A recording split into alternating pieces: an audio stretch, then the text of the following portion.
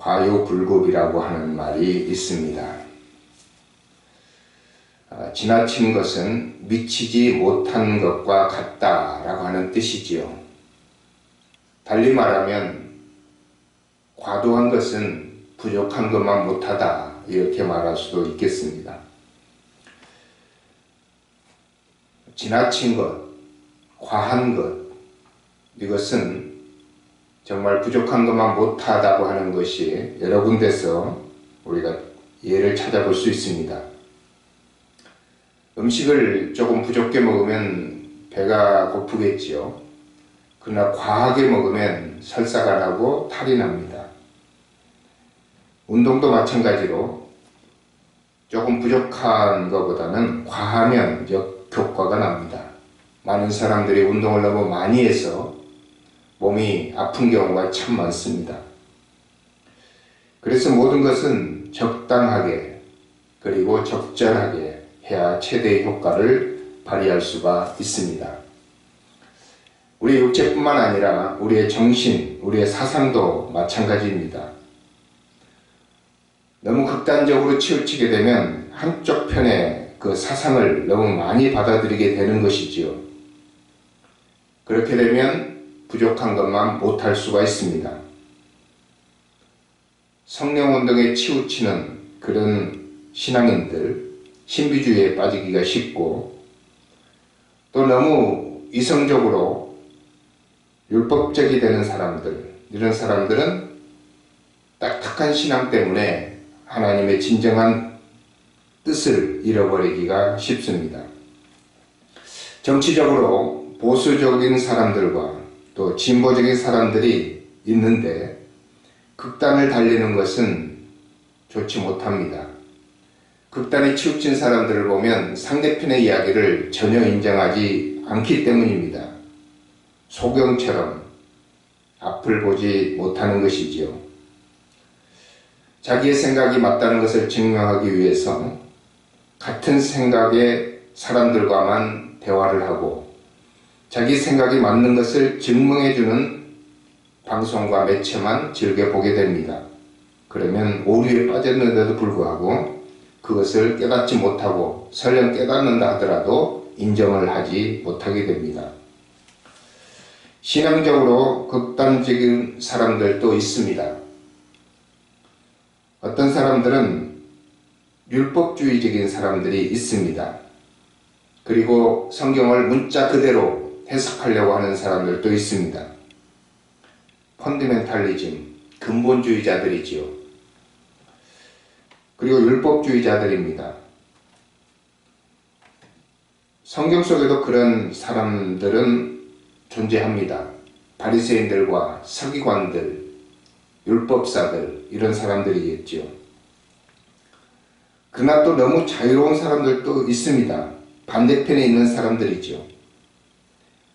그냥 의미만 알고 사상만 알면 된다. 그래서 대부분의 모든 율법을 폐기하고 요즘에는 교회를 또 부정하면서 무교회주의적인 사상을 가지고 있는 사람들도 있습니다. 이런 사람들을 향해서 예수님께서 이것도 행하고 저것도 버리지 말아야 할지니라, 이렇게 말씀하셨는데 이것을 저는 중도 사상이라고 생각을 합니다. 동양 철학에서는 중용이라고 하는 말이 있죠. 소크라테스도 중용에 대해서 매우 중요하게 다뤘습니다. 중용이라는 말을 사전에 찾아보면 지나치거나 모자라지 아니하고 한쪽으로 치우치지 아니한 떳떳하며 변함이 없는 상태나 정도라고 정의를 하고 있습니다. 중자는 가운데 중자로 치우치지 않는다는 뜻이고 용자는 평상적이고 변하지 않는다, 이런 의미를 가지고 있습니다. 그래서 가운데 자리를 차지하고 중심을 잡고 흔들리지 않고 변하지 않는 그런 상태를 중용이라고 이야기를 합니다. 한쪽으로 치우치는 것은 뭔가 잘못될 가능성이 있는 것입니다. 오늘 말씀 속에서 이 중용 사상에 대해서 성경이 어떻게 이야기를 하고 있는지 찾아보도록 하겠습니다. 오늘 말씀 전도서 7장 14절에는 이렇게 이야기합니다. 형통한 날에는 기뻐하고 공고한 날에는 뒤돌아보아라. 이 두 가지를 하나님이 병행하게 하사 사람이 그의 장래일을 능히 헤아려 알지 못하게 하셨느니라. 우리 인생은 기복이 있죠. 형통할 때도 있고 공고할 때도 있습니다. 기쁠 때도 있고 슬플 때도 있고요. 잘 나갈 때가 있는가 하면 또 후퇴할 때도 있습니다. 마치 그 주식 그래프가 오르락내리락 하듯이 우리 인생도 그렇습니다. 그것은 어떤 규칙도 없습니다. 한꺼번에 한없이 오르다가 폭락한 사람도 있고, 어떤 사람은 계속 가만히 있다가 마지막에 올라가는 사람도 있습니다. 하나님께서 우리들에게 그것을 잘 알지 못하도록 만들어 놓으셨다라고 성경은 이야기를 하고 있습니다. 그러면 우리가 어떻게 살아야 되는가? 오늘 말씀 보면 형통한 날에는 기뻐하고 공고한 날에는 뒤돌아보아라. 뒤돌아본다는 말, 자기를 반성하고 반추해 본다고 하는 뜻입니다. 형통할 때 방방 뛰고 공고할 때 축 처져서 심지어 우울증이 걸리고 자살을 하는 사람들, 극단적인 모습을 말하고 있습니다. 그러나 형통한 때에도 어느 정도 자제할 수 있고 또 공고할 때에도 추스릴 수 있는 그런 삶을 중도의 삶이라고 말하고 있습니다. 형통한 날에는 기뻐하고 공고한 날에는 뒤돌아보아라. 성경에는 그런 사상이 참 많이 있죠. 사도 바울도 잘 나갈 때는 아주 잘 나갔지만 공고할 때가 너무 많았습니다. 예수 믿고 나서 특별히 공고한 날을 많이 지냈죠.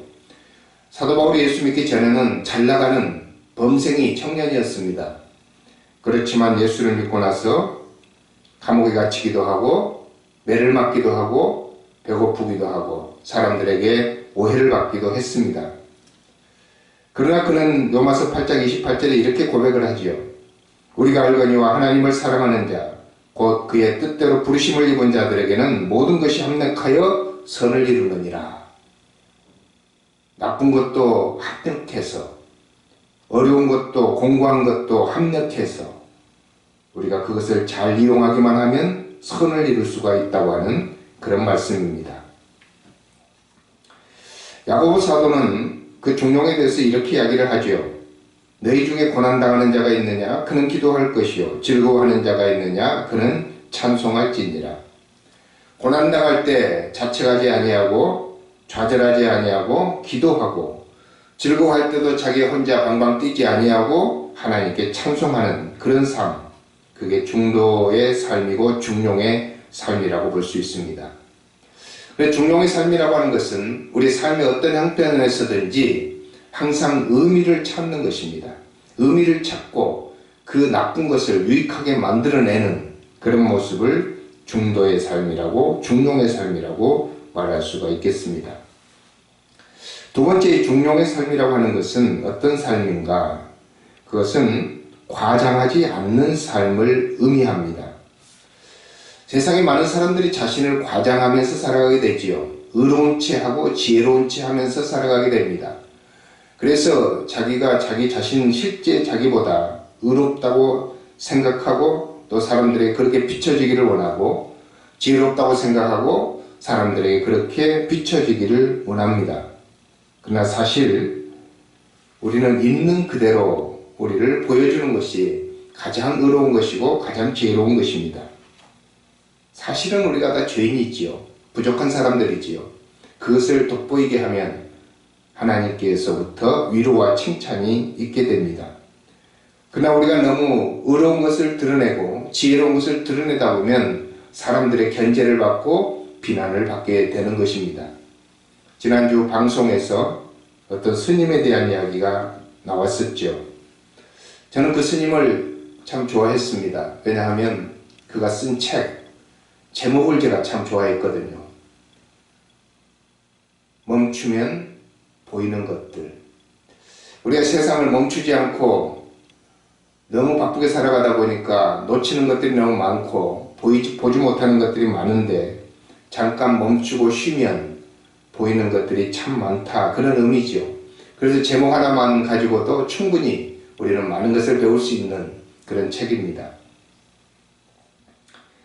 그런데 그분이 이제 책에 대한 인세를 받고 또 강의료를 받고 하면서 이제 돈이 생기게 되니까 그것으로 좋은 집을 사고 외제차를 탔다는 그런 보도였습니다. 그런데 그게 무슨 문제가 되겠습니까? 자기가 돈 벌어서 집 사고 차 사는 게 문제가 되지 않습니다. 그런데 사람들이 그것을 문제를 삼은 이유가 뭘까요? 그것은 그분이 지나치게 지금 의인이 되어 있고 지나치게 지혜자가 되어 있기 때문에 그렇습니다. 자기 자신보다 좀 부풀려 있다고 하는 것이지요. 지금이 원래 자기 자신인지도 모르겠습니다. 그런데 그동안의 책 때문에 강의에 몰려든 그 청중들 때문에 좀 부풀려진 것이지요. 많은 목사님들이 그렇게 부풀려진 경우가 참 많습니다. 사실 목사님들도 우리와 일반인들과 똑같은 사람들입니다. 그럼에도 불구하고 존중받고 존경받고 사랑받는 이유는 그분들이 부풀려졌기 때문에 그렇습니다. 조금 교회가 성장하면 대부분의 교회 목사님들은 스타 목사가 되어서 큰 사랑을 받습니다. 존경을 받습니다. 그래서 모든 사람들이 그분의 인격이 다 훌륭한 줄로 생각합니다. 그러나 알고 보면 모든 사람은 다 비슷합니다. 똑같다는 얘기죠. 그래서 큰 교회를 일구고 은퇴하면서 자기 자식에게 그 교회를 물려주려고 애를 쓰다가 이미지를 손상시키고, 또 어떤 분은 많은 퇴직금을 요구하다가 자기의 유명세가 다 식어버리는 그런 모습들이 참 많습니다. 그것은 자기 자신보다 부풀려져서 사람들에게 알려졌기 때문이지요. 그래서 오늘 말씀 속에서는 너희가 지나치게 의인이 되려고 하지 말고 지나치게 지혜로운 자가 되려고 하지 말라, 이렇게 말씀을 하고 있습니다. 제가 알고 있는, 제가 좋아하는 목사님 한 분 중에 제가 신대원 다닐 때 저희들에게 큰 귀감이 되었던 목사님이 계십니다. 그때만 해도 많은 분들이 개척을 하면 참 어렵잖아요. 저도 개척을 해봤습니다만 보통 어려운 게 아닙니다. 근데 그 목사님께서는 교회를 어느 정도 규모 있는 교회를 하시면서 개척하는 부목사들에게 안정된 자금을 지원해 줍니다. 2년간 사례비를 주고요. 처음에 세를 얻을 때 보증금을 대주고, 이런 식으로 해서 많은 그 부교육자들을 개척을 하는데 도와주셨죠. 그래서 유명해진 분입니다. 그런데 그분의 유명해진 것은 돈만 주는 게 아니고 사람을 보내줍니다. 아무리 큰 교회도 교인들을 다른 교회로 보내주는 경우는 거의 없습니다. 근데 그분이 특이한 것이지요. 그래서 많은 신대원 학생들이 좋아했고 또 후배 목사들이 그분을 좋아했습니다. 근데 그분 제가 부천로에 있으면서 가까이 이제 뵐 때가 있었죠. 제가 그분의 교회에서 목사 안수를 받고 그분이 노회장 때 목사 안수를 받았습니다. 근데 그분이 한 가지 실수한 게 있습니다. 젊어서 강대상에서 그런 이야기를 했던 것이죠. 저는 승용차를 갖지 않겠습니다. 그 강대상에서 교인들 앞에 공언을 했습니다. 그때만 해도 자동차를 가지는 것은 어려운 일이었고 많은 목사님들에게 사치품과 같은 것이었습니다. 근데 시간이 흐르고 모든 사람이 자동차를 갖게 되고 그게 사치품이 아니라 필수품이 되어버린 그런 시대가 되어버렸습니다. 그때 한 말을 어떻게 해야 됩니까? 그걸 지키기 위해서 그분은 자동차가 없이 교회 관리 집사님 운전하에 다녀야 되고 누군가가 와서 그분을 모시고 다녀야 됩니다. 많은 사람들에게 어려움을 주는 것이 되어버렸죠. 본의 아니게. 그것은 자기의 의로움을 너무 드러내기 위해서 했던 말이기 때문에 그렇습니다.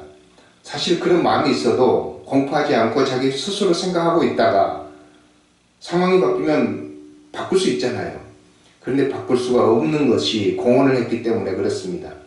근데 제 생각은 그렇습니다. 아무리 공언을 했어도 그게 아니라고 생각이 되면 그것을 지키지 않고 하나님 앞에 부족합니다. 저는 그것을 못 지키겠습니다. 라고 말하는 것이 오히려 좋은 것이다. 저는 그렇게 생각을 합니다. 왜냐하면 그걸 지키면서 자기의 의로움을 드러내려고 하는 그런 또 모양이 있기 때문에 그렇습니다. 너무 의로워지려고 하지 말고 너무 지혜롭게 되려고 하지 말라라는 말씀의 의미는 참 어렵기도 하지만 여러 군데서 우리가 찾아볼 수가 있습니다. 예수님께서도 너희가 기도할 때에 골방에 들어가서 문을 닫고 기도하라 그랬죠. 그 이유가 무엇입니까? 어떤 사람은 시장 어귀에서 손을 들고 큰 소리로 기도하면서 사람들이 그를 신앙이 좋은 사람으로 보기를 원했고 신령한 사람으로 보기를 원했기 때문에 그것을 거부하라고 하는 이야기입니다.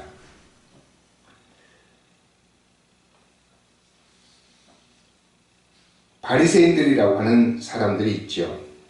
이 사람들은 원래 페리시, 영어로 하면 페리시인데 분리된 자 이런 뜻입니다. separate. 분리된 자, separate라고 하는 말이 거기서 나온 거죠. 분리된 자라고 하는 말은 무슨 말입니까? 일반 평범한 사람들과 좀 구별됐다, 분리됐다 이런 뜻이죠. 그래서 그분들은 일반 사람들과는 좀 다르게 살아야 했습니다.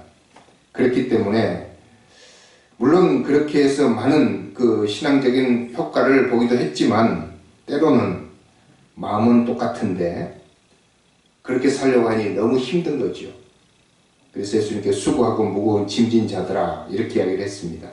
그뿐만 아니라 마음속에는 하나님께서 좋아하시는 정의, 긍휼, 믿음 이런 것을 버리고 사람들에게 보여지는 것에 안점을 두고 신경을 썼던 것이지요.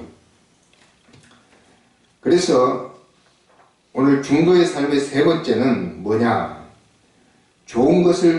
항상 좋은 것을 취하고 그 모든 것을 함께 취해가는 것이 중도다. 이렇게 볼 수가 있습니다. 중도의 삶을 잘못 이해하게 되면 중간적인 회색지대의 삶을 생각할 수가 있습니다. 그리고 이것도 버리고 저것도 버릴 수도 있는 거죠. 그러나 성경은 이것도 취하고 저것도 취하라고 말씀합니다. 오늘 읽어드린 전도서 7장 18절에 너는 이것도 잡으며 저것도 내 손을 놓지 아니하는 것이 좋으니 하나님을 경외하는 자는 이 모든 일에서 벗어날 것임이니라. 나쁜 것은 벗어나고 좋은 것은 다 취하라 라고 하는 의미입니다. 예수님께서 마태복음 23장 23절에서 화이스진저 외식하는 서기관들과 바리새인들이여 너희가 박하와 회향과 근처의 11조는 들이되 율법에 더 중한 바 정의와 긍휼과 믿음은 버렸도다. 그러나 이것도 행하고 저것도 버리지 말아야 할지니라 라고 말씀했습니다. 바리새인들과 서기관들이 버렸던 건 무엇입니까? 근체와 회향과 박하의 11조를 드리면서 너무 힘들기 때문에 마음속에 정의와 긍휼과 믿음을 버렸던 것이지요. 한 가지에 치우치다 보면 다른 게 소홀해질 수밖에 없는데 한 가지만 붙들고 한 가지를 버렸던 것입니다. 그런데 많은 사람들이 이 바리새인들 책망하는 예수님의 책망을 듣고 나서 이제는 11조를 드리지도 말고 정의와 긍휼과 믿음만 지키면 되겠구나 이런 생각을 하게 될 수도 있습니다. 요즘에 인터넷 속에서 수많은 그 영상들이 11조 드리지 말라, 기도하지 말라 뭐 이런 영상들이 있습니다. 중요한 것을 잡으라고 하는 얘기인데 그러나 그것을 한쪽을 버리는 것은 성경적으로 옳지 않습니다. 중도라고 하는 것은 가만히 있는 것도 아니고 모든 것을 다 비난하는 양비론도 아닙니다. 적극적으로 좋은 것을 취해가는 것을 의미하는 것이지요. 우리가 이렇게 살아야 될 이유가 무엇입니까? 우리는 자칫 잘못하면 모두를 다 비난하는 양비론에 빠지기 쉽고, 그리고 이것저것 다 버리고 내 마음대로 살아가는 그런 가능성이 있는 죄인이기 때문에 그렇습니다. 오늘 20절 말씀에 보면 선을 행하고 전혀 죄를 범하지 아니하는 의인은 세상에 없기 때문이다, 이렇게 말씀을 합니다. 죄를 짓지 아니하고 의만 행하는 사람이 없기 때문에 너무 의인이 되지도 말고 지혜롭게 되려고 하지 말라. 그러나 이것도 행하고 저것도 버리지 말아야 할지니라. 그래서 우리는 좋은 것을 항상 취하고 그것을 이것저것 다 잡으려고 애를 쓰는 삶을 살아야 된다라고 하는 말씀을 하고 있습니다. 제가 마지막으로 어제 어떤 영상에서 보았던 얘기를 하고 마치도록 하겠습니다. 중국의 수천성이라고 하는 곳에 어떤 기업가가 있었습니다. 그 사람의 이름이 류한이죠. 엄청난 부를 가진 사람이었습니다. 중국의 요즘에 최대 부자는 그 알리바바 그 사장이지만, 이분도 그 사람 못지않게 1980년, 1970년대에 부를 누렸던 사람입니다. 그런데 이분이 부를 누리면서 자기 동생을 통해서 조직폭력배를 고용을 해가지고 자기를 반대하는 사업에 지장이 되는 많은 사람들을 제거했죠. 그러면서 그게 문제가 되어서 체포되고 이제 2015년도에 사형을 받았습니다. 이분이 사형을 당하면서 마지막 남긴 말이 공감이 가서 제가 소개를 해드릴까 합니다. 참 많은 것을 누렸던, 부귀영화를 누렸던 사람인데 한순간에 그의 그 속사람이 드러나게 되자 사형수로 바뀌어버린 거죠. 그분은 사업을 하면서 돈을 많이 벌어서 자선사업도 많이 했습니다. 그래서 사람들에게 선한 의인으로 알려지기도 했었죠. 근데 그게 자신이 아니었고 그것은 가면이었습니다. 그가 마지막에 실제로 자기 자신의 모습을 드러내는 것은 또 악한 자의 모습도 아닙니다. 사형을 당하기 직전에 자기를 후회하면서 반성한, 그게 또 자기 자신의 모습이지요. 그는 선한 자로 인식이 됐다가 체포돼서 사형수로 되면서 악한 자로 인식이 됐다가 그리고 사형을 당하면서 본연의 자기의 모습으로 돌아오게 된 것입니다. 그가 남긴 말을 제가 읽어드리겠습니다. 내 야망이 너무 컸다. 인생 모든 것이 잠깐인 것을, 그리 모질게 살지 않아도 되는 것을, 바람의 말에 귀를 기울이며 그냥 흐르며 살아도 되는 것을, 악쓰며 소리 지르며 악착같이 살지 않아도 되는 것을, 말 한마디 참고 물 한 모금 건네주며 잘난 것만 재지 말고 못난 것도 보듬으면서 거울 속에 자신을 바라보듯이 서로 불쌍히 여기고 원망하고 미워하지 말고 용서하며 살 걸 그랬어. 세월이 흐름에 모든 게 잠깐인 삶을 살아간다는 것을, 흐르는 물은 늘 그 자리에 있지 않다는 것을 왜 나만 모르며 살았을꼬. 아, 흐르는 물은 늘 그 자리에 있지 않다는 것을 왜 나만 모르고 살았을까.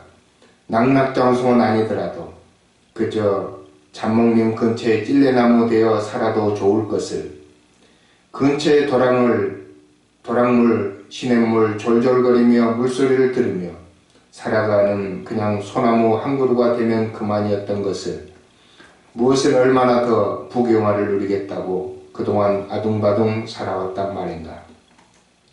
사랑도 예쁘게 익어야 한다는 것을, 덜 익은 사랑은 쓰고 아프다는 것을, 예쁜 마음으로 기다려야 한다는 것을 젊은 날에 나는 왜 몰랐단 말인가. 감나무의 홍시처럼 내가 내 안에서 무르도록 익을 수 있었으면 좋았겠다. 아프더라도 겨울 감나무 끝에 남아있다가 마지막 지나는 바람이 전하는 말이라도 들었으면 좋았을 것을. 2015년 2월 사형을 기다리며. 참 많은 것을 우리에게 생각하게 해주는 그런 말입니다. 죽기 직전에 이 사람이 진짜 자기입니다. 부경화를 누리면서 세상을 떵떵거리고 살았던 그도 그 자신이 아니고, 많은 사람들이 손가락질하면서 죄수, 사형수 비난하던 그 사람도 그 사람이 아닙니다. 정말 목숨이 끝나는 그 지점에서 자기 자신을 돌아보면서 고백한 이 말이 진짜 자기의 말이지요. 그래서 오늘 말씀 속에서는 너무 지나치게 의인이 되지 말고 지나치게 지혜자도 되지 말라. 어찌하여 스스로 패망하겠느냐. 지나치게 악인이 되지 말며 지나치게 우매자도 되지 말라. 어찌하여 기한 전에 죽으려 하느냐. 너는 이것도 잡으며 저것도 내 손에 놓지 아니하는 것이 좋으니 하나님을 경외하는 자는 이 모든 일에서 벗어날 것임이니라. 아멘.